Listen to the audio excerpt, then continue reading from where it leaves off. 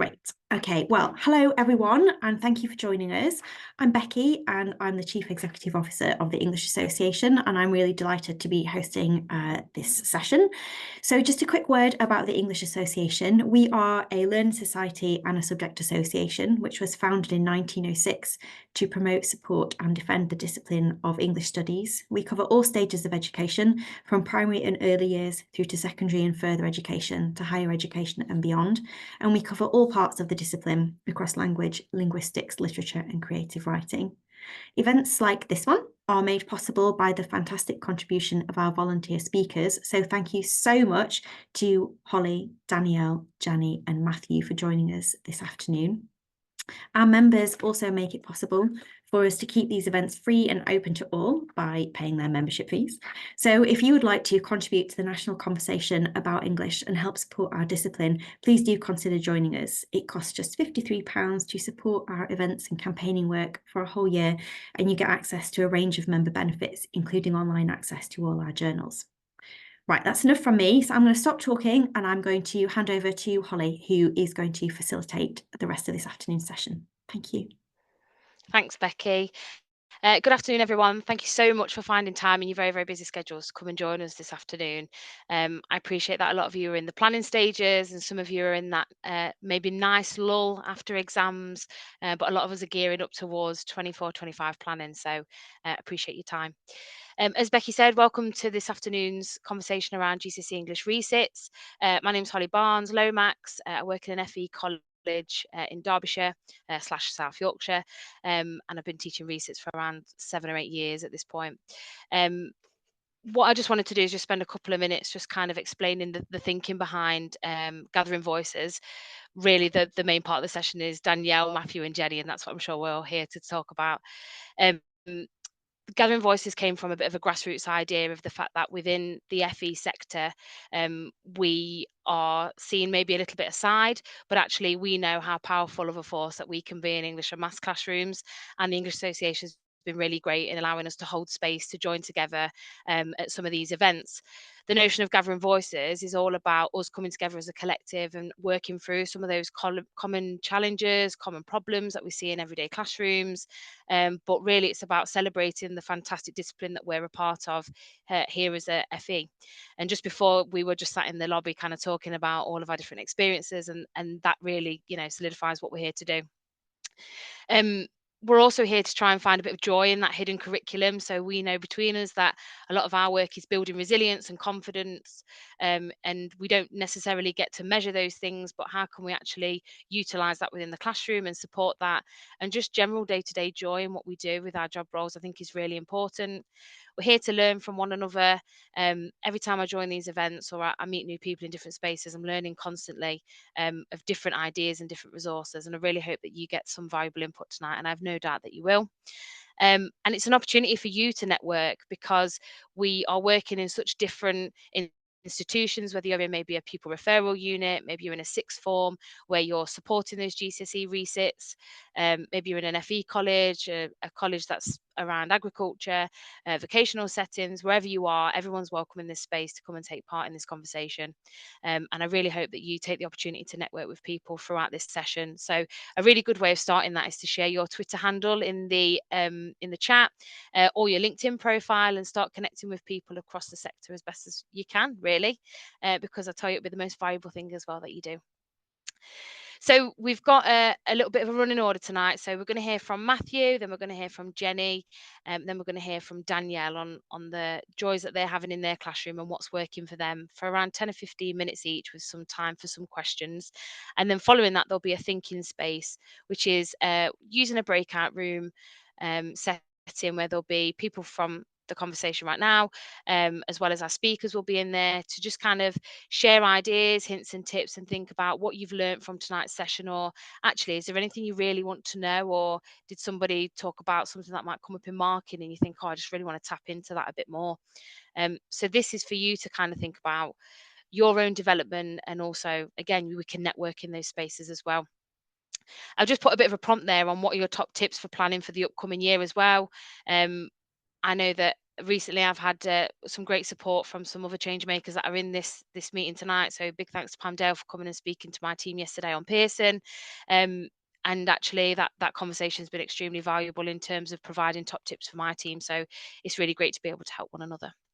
So enough from me rambling on. I'm going to pass over to Matthew to kickstart. And like Becky says, if you have any questions, pop them in the chat and we can answer them as we go along or at the end of each speaker.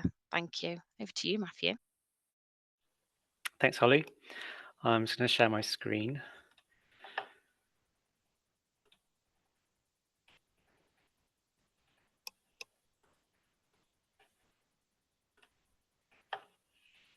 Can you all see that okay?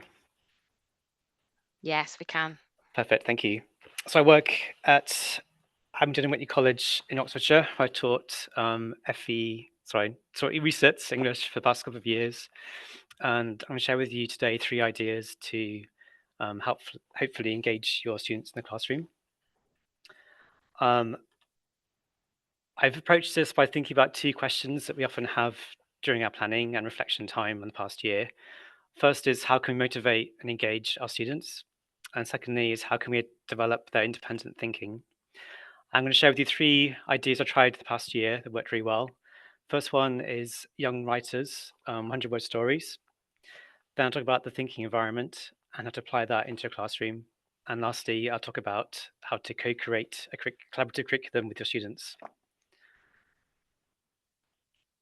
So firstly, Young Writers. This is a company that share free resources online that you can use to help your students get into creative writing, but in a bite-sized way.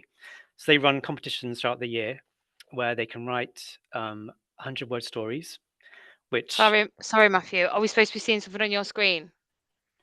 yes, has it I think we've changed? got your other screen. We've got your PowerPoint one. Sorry to Oh, interrupt you. sorry. Thank you. It's all right. Thanks It's for all right. prompting me. Where are we? What can you see now?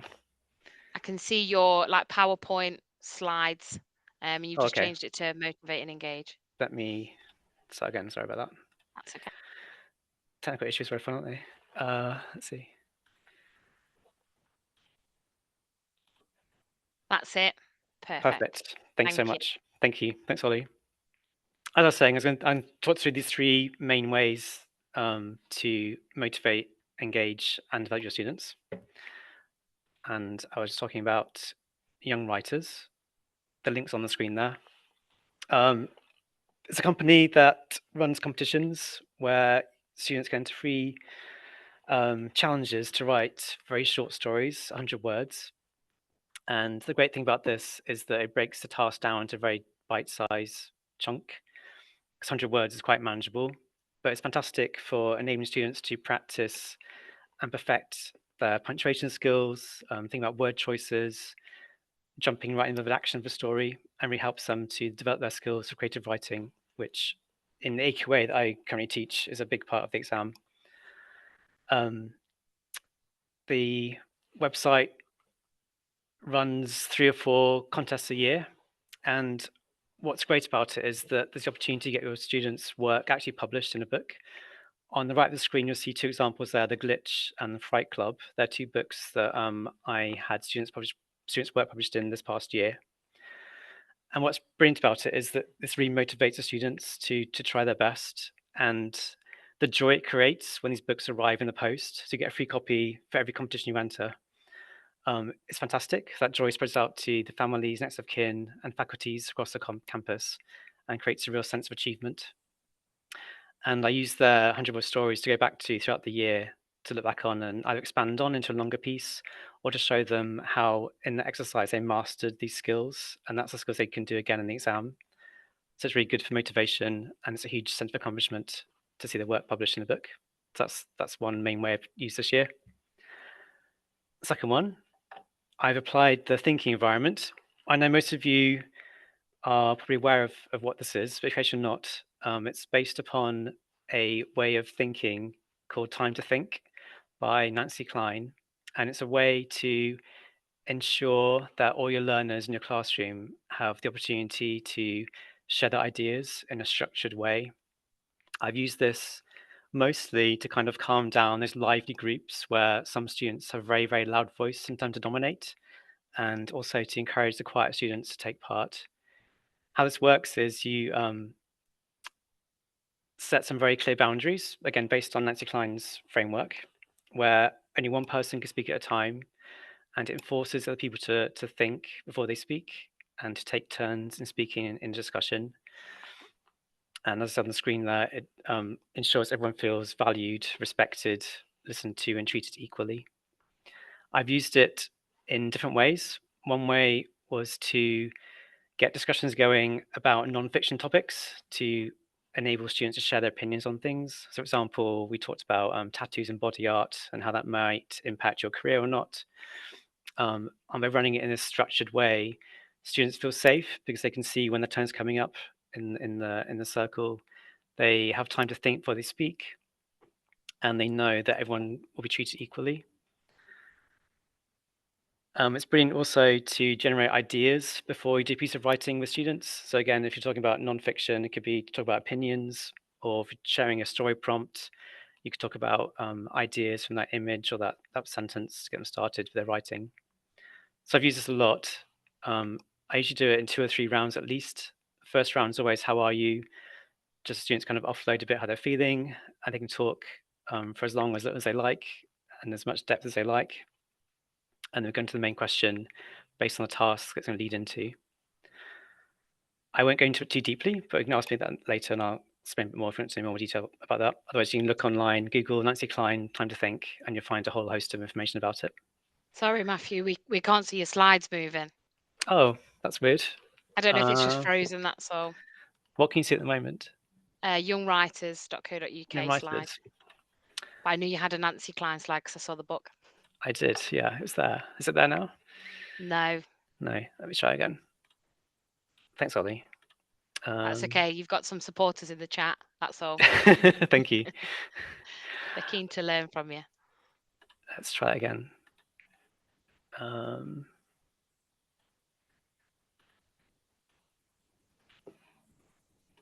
How's it looking now? Still young writers. Has it changed now? Yes. Thank you. Yes. Thanks, Ollie. Thank you. Would you like to repeat what I just said? Should I carry on? No, carry on. Carry on? Okay. Yeah, Thanks, Ollie. go for it. Okay. The next slide should say co-curate a collaborative curriculum. Is that on the screen? Yeah. Perfect. Thank you. Again, this is something I experimented with this past year, where I realized that students doing Reset English have absolutely no say in what we do. They don't get to choose whether to take it or not. They have no choice in what topics we cover or what extracts we pick. And so I wanted to experiment this past year and try and find a way to engage them and include them in making those decisions. So I did this by offering classes choices of extracts and topics that we could vote on throughout the year that they would then pick for our class. For example, in our college, in our learning plan, every half term, we fluctuate between paper 1, paper 2, so between fiction and non-fiction. So the fiction term, I offered them a choice of 2 or 3 different fiction extracts. We read a very short piece of each one, and then each class voted which one to use. And results of this were immediate. The students straight away became much more motivated and interested and engaged in the extracts that they chose for the class, as opposed to me just saying we're doing this. And the same way I did it for nonfiction as well, where we had a choice of 3 or 4 different nonfiction topics, which again they voted for. And again, the impact was immediate. So this coming year, I'm going to try it on a much bigger scale and actually incorporate these decisions with them from the very beginning of the term. So at the moment, my learning plan is quite blank. Obviously, I can't change the exams we do and the skills they need to practice, and I can't change the actual questions you have to practice and work on, but the students can choose what we read. So I can give them a complete choice of which fiction extracts to use. I've created a Padlet already with short video clips that link to each extract that I've prepared. There's about 20 of them, and the students will then pick and decide which ones to put into their learning plan for our course. This does mean that each class I teach will have a different learning plan and different content, but I really like the variety of that. And I know that the benefits far outweigh the difficulties with this. So I appreciate them having their say in choosing it. I don't mind having to juggle different extracts, different groups. It's really fun to me to kind of keep me entertained and not bored. It definitely boosts motivation because the students are working with you to pick the content. And ultimately, I want to feel like it's their course, not mine. It's for them to try and get that magic grade 4 and try and pass the exam. And through them working with me to create the curriculum, it becomes their thing, not mine. And therefore, they're more sort of engaged with it from the very beginning. And change slide again. So to wrap up, I've discussed young writers, 100-word stories, the thinking environment, and co-creating a collaborative curriculum. And these are designed to motivate, engage, and to develop students' independent thinking. Last slide next. So on here, you've got my LinkedIn link and my email address is on there. I'm happy to take any questions if there are any. I'm going to stop sharing my screen. Thank you, Matthew. We've got Chloe Hines in the chat who's saying that they'd love to try using the thinking environment. They've used it with teachers, but not students. So calls out there for anyone who's used it with students as well. So maybe that'd be a nice conversation between you both. Brilliant. Elizabeth said, great ideas and resources. Sorry, my chat keeps jumping up and down. Angie Lenton, love your thinking behind this. Sheila says, thanks, Matthew. Did you tease them with opening paragraphs, book covers, blurbs, etc., to help them form an opinion on the text that they might like to read? Yes, so I gave them like a very short extract of each extract. That makes sense. Just a few sentences to kind of give them a flavour of what it might be about. I also told them the genre of it. And for next year, I put this palette together with little video clips on YouTube that are usually from either film trailers from the book or book trailers that someone's made, so they can see Nice. those in a more visual way. And Danielle's also asked, love the Young Writers Club. How many, sorry, it keeps jumping. How many learners submit their writing? Good question. I don't force them to do it. The great thing about young writers is that there's an option to do it on paper, or they can do it directly on an online portal. So I do get students to do it on paper first, and if they want to enter the competition, they come to the PC and type it up and submit it themselves. Nice. So I don't make them do it. But we've had quite a high percentage of those that were submitted were published. So I think I had about 27 students this year that got into books, which is pretty amazing. Wow. But I know other colleges Absolutely. do this too. Yeah, I've seen other people on LinkedIn discuss it, and they've had even a higher rate than me. So it's worth doing. And it's free. Yeah. Any student voice, and any student kind of publication, I think is an amazing opportunity for them. And the fact that again, we're spreading that out into the FE community and we're getting more of our students' voices heard, because we know actually we've got some absolutely amazing story writers, in the creative industries where they're using games to within their main program, and then they transport that into the classrooms. Brilliant. Thank Absolutely. you so much, Matthew. I'm going to pass over to Jenny, if that's all right. Thank you. Hello, everyone. So share my screen first of all. Here we go. Share. Can we all see that? Is that okay? Yep, we can see like the inside PowerPoint one, so we can see your slides down the left and then the big slide in the middle. Oh, how do we get that to be? If you've got two screens, you might have to share the other screen. Okay, bear with me a second.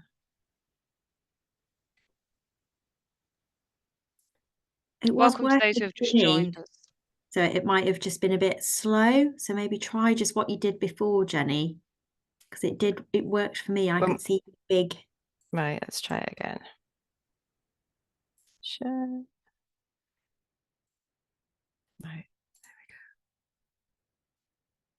Screen.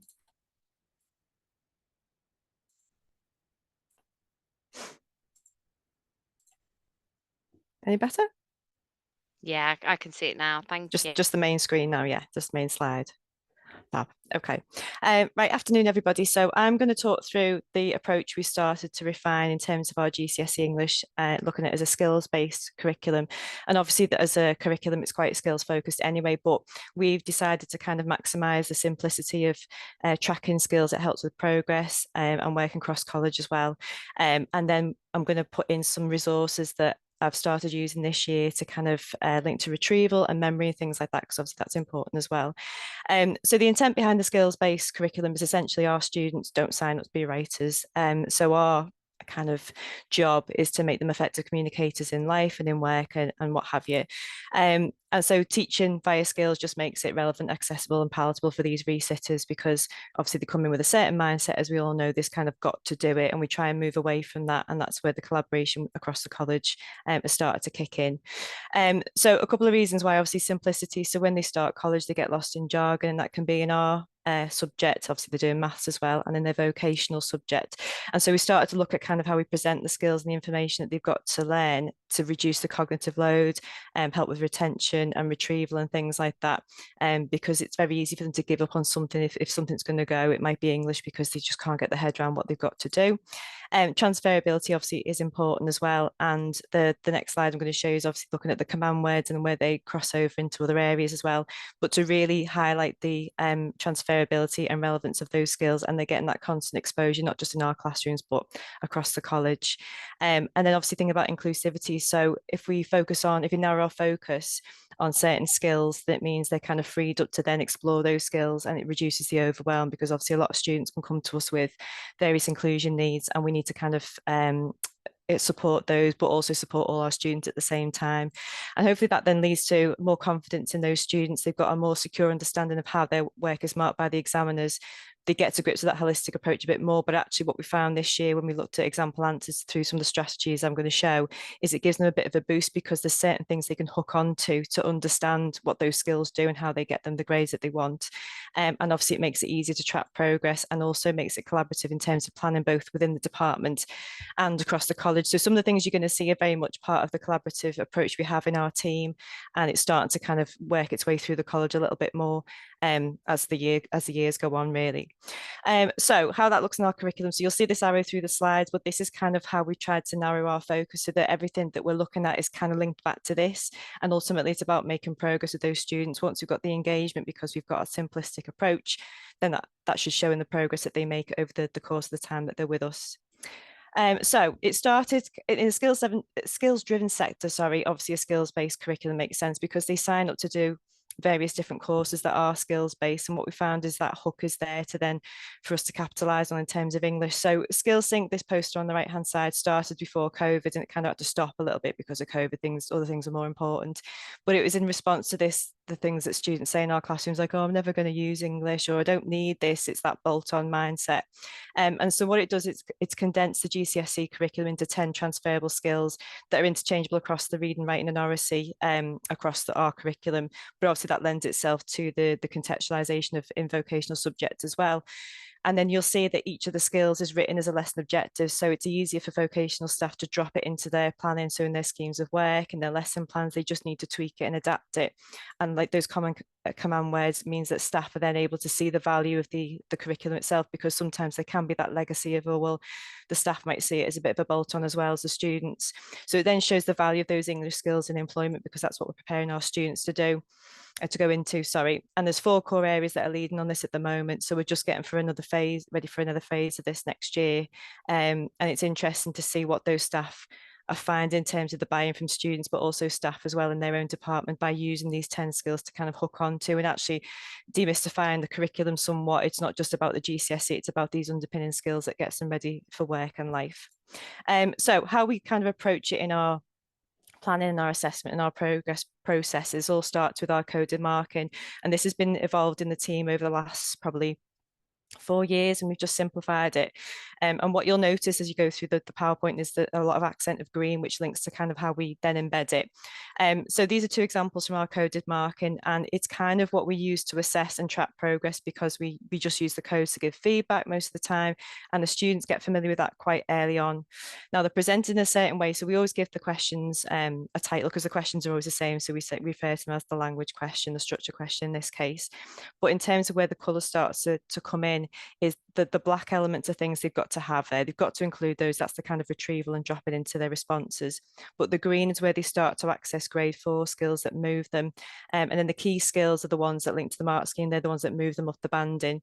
But essentially for the students, those skills, those lists there form a checklist. So it helps with their independent learning. So when you're doing tasks in class, when they're peer marking, we're looking at example answers, things like that. And we start that from day one. We really hammer that. And as we go through the rest of the slides, you'll see kind of how that's used to then progress them, so to speak, and where they can then start to look at their own progress. And the origin of it really came from the mark scheme and that banding. So again, you'll start to see this use of colour in this poster. So we've had these up in our classrooms this year, and when we're given feedback, we started to use those descriptors that they were getting the mark scheme with them. So it becomes part of our normal dialogue with the students. And it's really good for when they're saying, oh, is that a good answer? Or what grade would that get? And we can just point to the descriptors. So they kind of have, rather than just saying it's good, they've got something that's relevant to their exam, and that because that's how the examiners are going to give them feedback and mark their exams essentially. And then that little table you'll see on the posters starts to drop into our lesson material. So you'll see it goes into our feedback sheets, it goes onto our PowerPoint slides. Something I've tried this year is having different coloured cards representing the different bands, so they vote on what they think they would give a response, whether we look at one we've done together or one from a past paper or whatever we find to kind of model that a good practice, or even not very good practice to kind of show where they should be kind of improving on certain skills. So that's worked quite well this year. So behind this is kind of this idea of the power of colour, sorry. So colour, we use this really early on in our curriculum to look at connotations, because it's a really easy hook to get into this idea of connotations and memory. And there is research out there that's looking at ways for students to retain information. And so we started exploring how colour can do that as a simple option and making our use of colour meaningful. And that would then link to how we present our PowerPoints and things like that. And that then links to retrieval and retrieving that information in the exams when they're under pressure. But as a starting point, it came from COVID, and it actually came from where we couldn't go anywhere near them. So we had tape on the floor, and we had to stand in a box, and it was awful, as we all probably remember. But starting to use coloured pens in their work, I could kind of see from a distance during the lesson how much they were writing of the stuff they should have been. So for me, it started with if they were writing lots of green, which links to the grade 4 skills. So there's the link of the kind of connotation, which I'll show a bit more detail in a second. I could see if they were on the right line, so to speak. So I'll explain this in a bit more detail. It links to our what, how, why model. So the what is those black ingredients you saw on the coded marking there. You've got to put them in, you've got to put a quote in to get started. Then the red came in because sometimes students can write too much for a quote. They'll just copy out a whole paragraph. So if they're writing too much red, thinking about the connotations of red meaning stop, they know they have to be kind of quite selective with that. And then the green came from just go, like traffic light system, go for it, write lots for this bit. This is the biggest part of your paragraph. This is the bit that gets you the most marks and links to the coded marking as well. So that's why those skills on those squares you've just seen are green, because that's the good stuff. That's the stuff that should be the biggest part of the paragraph. And it's something that students start to hook onto into their work, and it really helped with giving feedback. And when we were doing some live marking and looking at example answers, we use the same system to kind of print out example answers, and they can start to see how much green there is, so to speak. We use that as a starting point, and then we drill down to the skills. We haven't had much call for this, but it can be adapted for inclusivity. So obviously students who've got vision deficiency, they sometimes can struggle with green and red. So one variation on this could be to change the green to blue and change it to bold, because it still emphasises that Y section, those grade 4 skills, as being the biggest, most important part of the answer. And that can be adapted on PowerPoints to help support those students if needs be.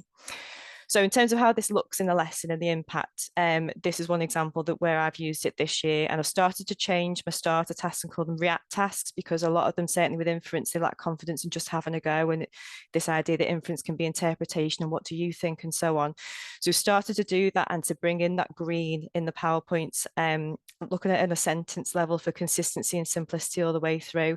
So I just want them to write a sentence on what they can infer from that image. And in this example, this image links to the text we were then introducing later in the lesson. So it just brings in that curiosity, but they do know that at some stage they're going to be accessing the grade 4 plus or above skill through the use of green. And they'll have looked at justify as a skill earlier on, they've looked at readers' feelings, but now they're bringing it into the structure element there. So it's kind of that familiarity of where those skills are being revisited. But the main thing is that they give it a go while also providing opportunities for them to then bring in the context of the text. And when they get to the text, they'll go, oh, right, okay, I can understand where that image relates in there. So it helps with our lesson structure. Sometimes the react task can be topical as well. So this year I've used different pictures from news stories, but with the same intent of, I want you to react and use inference just to have a go. It's still accessing the same skill, but you can see that transferability over to things that they would look at or experience in real life. Another example is thinking to then how we then bring in retrieval. So I'm a big advocate for using things that they're interested in. So a conversation started in one lesson about Ted Lasso, right? Let's do a Ted Lasso task because, you know, who doesn't love Ted Lasso? But the idea is then they're still seeing that green all the way through. That justification is still an important skill to access the higher skills. And that's the thing I want to see from this really simple task, just based on the TV show that, you know, it's a sport group that kind of brought it up. But even if they've never seen it, they understand the concept of that justification, and it's a TV show that they might have heard of, but they're still practicing those key skills. So in terms of how that then moves over to exam style answers, this is taken from a revision booklet I did with my group. It's a Sound of Thunder response that we have from a former student. And as you can see, that replication of the green skills has started to feed through. So when we're looking at this with a student, they can see, oh, there's quite a bit of green there. And then they can start to drill down to how good is the green, so to speak. So it replicates that annotation. So they code the answer, then allocating a level, then allocating a mark, which AQA would do when they're marking the responses, because we use AQA. And what I found that's worked better, ironically, this year is the less good examples, what a bad one looks like, so to speak, because actually if they look at that first, we ask them, can they do better? And they can all say yes, because they've got a more secure understanding of how that banding works through the use of colour. They know what they need to include or change or how it can be improved. So I found that was really good in the last few weeks this year, when they're having a bit of a wobble about the exam, they were starting to recognise where they should be doing the same sort of thing, doing a bit better if they made the same sort of pitfalls or mistakes that those students in the examples that we'd seen had made. And then this is how it would look in a student's piece of work. So for these particular lessons, the two, the left one and the middle one, we gave them the quote and the first opening sentence, the black parts of the answer, so to speak, so they could focus on those grade 4 skills. And then I've gone back through and coded it and given them a bit of feedback. But even then in the feedback, I'm using the descriptors so clear, depending on what the focus is on that particular question, based on that particular target for that student. But it just gives them the headspace to focus on the grade 4 and above skills, rather than worrying about finding the quote that was given to them. And the one on the left, they've done a bit of planning on a different quote there. On the right hand side, there's an example of use in self-assessing writing. So they would code it and identify language devices in green, and using the idea that the more green there is, the more descriptive it is theoretically. I know that's a really simplistic way of looking at it, but that's the whole point. They can recognize that those language devices and word types lead them to description. So it's just giving them a hook of something to cling on to give them confidence. And at the bottom, the word clear is in green as well. It's not a very good shade of green, that, but it's that idea of that green is the thing that drives their responses. And it's just really nice seeing them build their confidence, because they've just gone for it with the green, which is what I wanted to see from them. And then in terms of how we give feedback and set targets, again, you'll see this is from one of our TIC feedback sheets for our mocks. It's really simple. It's the same idea. Obviously, they're written in an extended sentence, but you can see the banding is still the same. And then the bits in green with the key next to them, they're the skills that would move them. So if that's set as a target, they're the things they really need to focus on. And they know that if by focus on those, that will take them up the mark scheme and ultimately get them a better mark, really. And so, yeah, so to sum up, this approach, I mean, it is skills based anyway, GCSE English, but we've tried to kind of find ways of where it's not just about what we're telling them to do for the exam. It's kind of that recognition that those skills are really important, because not all the students will necessarily get the grade 4, but if they can make progress by kind of hooking onto a skill that then takes them through multiple questions and improving those, then that's what it's about, really. So that builds the confidence, and it reinforces that transferability and accessibility of the English qualification and skills in general. It's not just a bolt on. And in turn, that's starting to generate greater buy-in from vocational staff, because they're starting to see the value of those skills as well as they recognise it in their own curriculums. And that is it. Wow, thanks, Jenny. There's lots of talk in the chat. Like I've used color coding. I love the idea of matching the grade descriptors to their work. Someone put, I love this, thanks. Someone asking about your English skills sync 10 skills. I think that was the poster. Could that be shared? Somebody's asked for. Yeah. I think we'll ask all of our speakers if they're happy to share their slides at the end. I don't know if there's a possibility of them being emailed out, Becky. Fab. Hannah's got a question for you, Jenny. It's how do you find the word?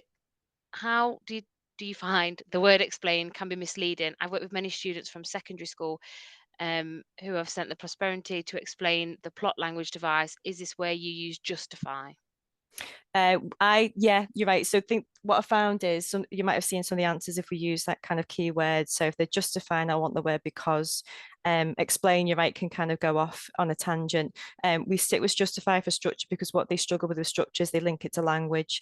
So it's that idea of but why. It's being really annoying by saying but why does it change? Why does it skip? So wherever we can get a because in there, it leads them on to that. And then those that we push further can link into the explain. And with the explain, what we've tried to do is link it back to them. So I want to hear your voice about what you think or feel, and that can help a little bit because AQA examiners, we really like to see that come through, don't we? It's about them, that they're trying to be too prescriptive. We want to know what you think. So we're looking for ways to kind of get hooks for them to have confidence in being clear and expressing those skills. And there's some of the examples we've used this year. Thank you.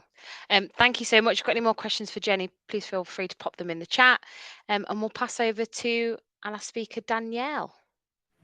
Hi, I don't know how I'm going to follow that. That was really good. If I share my screen, Holly, will you just let me know that you can see it okay? Yeah, absolutely. We're on screen check, aren't we? Yeah. I'm doing this through Canva, so I'm hoping. Lovely. Can you see that okay? Yeah. And if I present, and then if I click the slide, would we just confirm if it's going to the next slide? Yeah. Yeah, it is. Yeah, perfect. Oh, brilliant. Perfect. Okay. So hi, I'm Danny. I'm from Oldham College, and I'm a literacy lead across the entire college, and I also teach GCSE and functional skills English. Currently with AQA, but we are switching to Pearson in September. So as I go through the slides, I'll try and sort of look at both. So I thought I'd do something on contextualization because what I've been doing in my literacy role kind of informs what we did in English. So lots of stuff that I've been picking up in literacy has then come back into the English department. So when we look at contextualization, let's move that slide, I often feel that learners, and I know you guys probably feel the same, is they have that disconnect between English and their vocational subject. And the same with maths as well. English can often seen as this add-on, and they don't often link the two. They don't always apply what they learn in English to their vocational subject. So those skills that we teach them in GCSE and in functional, I know functional is slightly easier, but with GCSE, they always say, well, I'm never going to do a piece of creative writing. I'm never going to analyze language, but it's those skills, it's the inferences that they can apply to their vocational courses, and often the world of work. So obviously we're preparing for our learners to go into industry. And they don't always see how specific literacy skills can translate to that world of work. So what I've been doing in my literacy role, so I've been doing it for 2 years. I've been going to faculties and I deliver CPD and I help vocational staff in the classroom, looking at resources, looking at schemes of learning, things like that, and how to naturally embed literacy where possible. So roughly this time last year, I got all the faculties, as many as I could, to create a literacy knowledge organiser for their students, for their own learners. I've just put 2 up on the screen there. So the one on the left is early years and the one on the right is plumbing. The plumbing tutor actually sent me 4 for the different ones. They're like cold water, hot water, etc. So they're just 2 examples of what they did. These were then printed and given to learners in September as part of their course booklet, their introduction to their vocational course. We also did it for numeracy as well, so we have a numeracy lead So they did the one for numeracy too. And it was really, really good. So learners could see their key vocabulary. This was just a template that we created. Some staff decided to do their own, which is obviously fine. And key literacy tips, abbreviations that learners need to know. So for early years, it's EYFS. For plumbing, it could be RIDA. So they can see how literacy is important in their subject. What I did with all of those was I created a booklet. So I put them all in a booklet, and in one of our English meetings, I handed it out to all our English staff so that no matter what faculty they were teaching, because we teach across all the faculties at Oldham, they could then start to have a look at what literacy skills are needed for the specific students that they'll be teaching. And that kind of informed some of our planning last year. So I know that we try and contextualize where possible. I know it's not appropriate to do it all the time because it's not realistic of the exam. But at Oldham, we're quite fortunate in that we teach one class would be all construction, then the next class could be all hair and beauty, etc., etc. So it's just about trying to embed it and bridge that gap, I suppose, between literacy and their subject area. So just looking at what we did then to embed those vocational links a lot more within GCSE. So this is predominantly for AQA, but again, we're moving over to Pearson. So it's easier to embed, I suppose, in non-fiction. So we looked at a lot in paper 2, question 5, the comparison for question 4. So we did a bit of digging and found some 19th century texts, which I've got on the screen on the next slide. I created a little starter booklet, so as you can see that the image there. So all the starters, not all of them, but most of them have a vocational link in them. There's only one for all the faculties. And we use that as a nice little starter to get them into the lesson and make that link stronger. We also did them for paper 1, question 5, just changing the image again for the AQA, and obviously spoken language. If they haven't done spoken language before, we usually get them to do it on their course that they're doing or the industry that they want to work in. I know that some colleges, you might teach a mixture of vocation. My previous college, you could have any learner from any faculty in your lesson, but I think that's actually quite a good thing, because then they're being exposed to lots of different texts in case they want to move to a different course, go into a completely different industry. So it's just exposing learners to as many texts as possible that makes it relevant, I suppose. These are some examples of just embedding vocational links. Again, a lot of you might already do this, which is really good. So this one, the one on the left, was for construction. And then the one on the right was for early years, because I had a lot of early years students this year. So we got source A there was from 19th century. We just compared it with source B. And they really quite like that one, because again, they can see, oh, I know I've been doing that in my class. And it's really nice. It creates that link. So they see it a lot relevant. For functional, I feel it's limitless. With functional, you can pretty much contextualize anything in functional skills. I know one of our functional skills tutors, she teaches predominantly functional skills, and she did a lot with topic-based lessons, especially sort of this time of year or a bit earlier. So with her UPS students, the Uniform Public Services, she did a reading and writing topic on stop and search, which is relevant in, out there at the moment. With my health and social care learners, nurses pay, things like that, which was actually the AQA paper 2 text, which was quite interesting. Hair and beauty, looking at beauty standards, AI for art and music learners. And then I had a motor vehicle class last year, and we did a lot of stuff on like electric cars versus gas cars, which I've got a little chat GPT thing to show you as well. So I think functional skills is a lot easier. I'm going to show you 2 slides as well. This was from level 2. So this was the reading exam that I did again with vocational. So just picking out any biased phrases they can see in there. We do have quite a few students doing level 2. I know some colleges don't tend to do that, but we do level 2 and GCSE. And this was in a starter booklet. So we've got a starter booklet for GCSE and functional.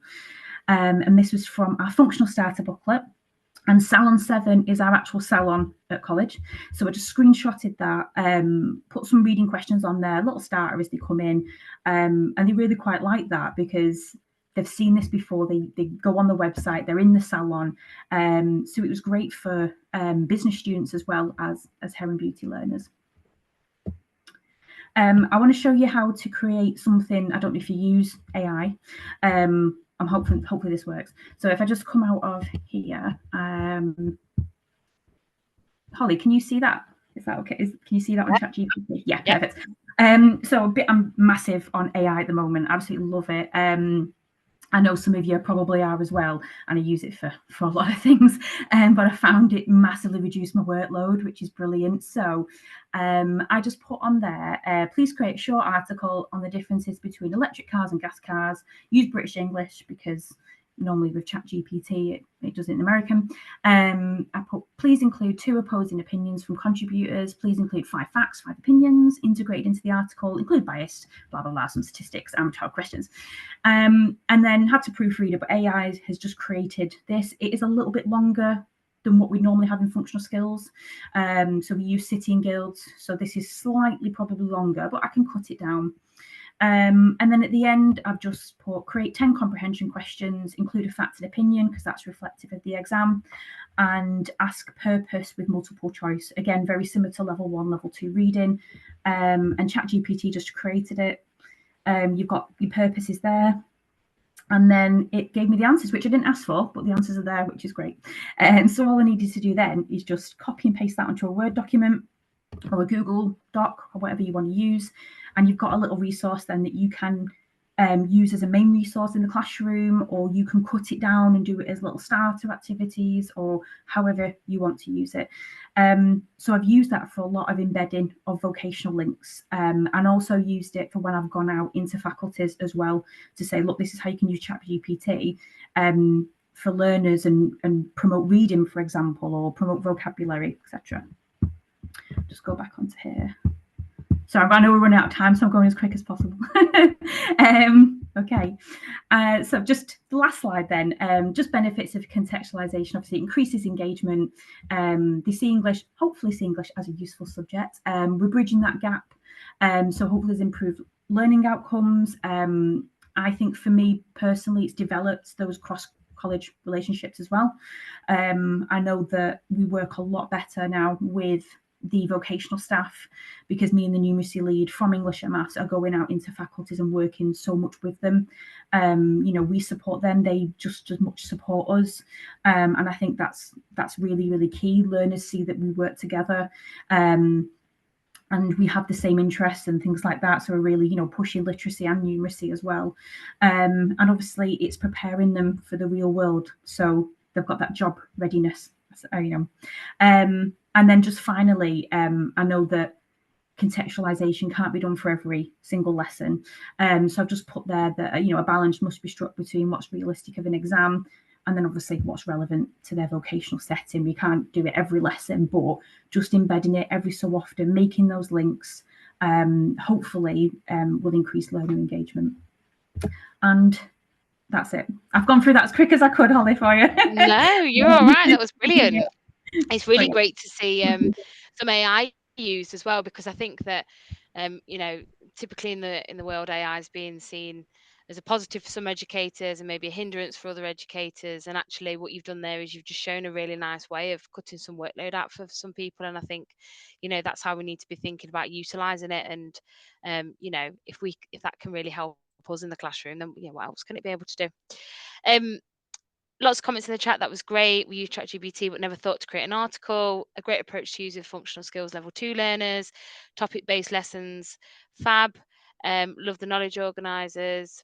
Yeah, I really like them as well. That kind of contextualising it within the departments. I think that's a really nice little induction activity actually that you can have. So, thank you. So we've got around 11 minutes left until the end, and if anyone's got any more questions for any of our speakers, please feel free to pop them in the chat. What we're going to do now is we're just going to go out into some breakout rooms, so it allows you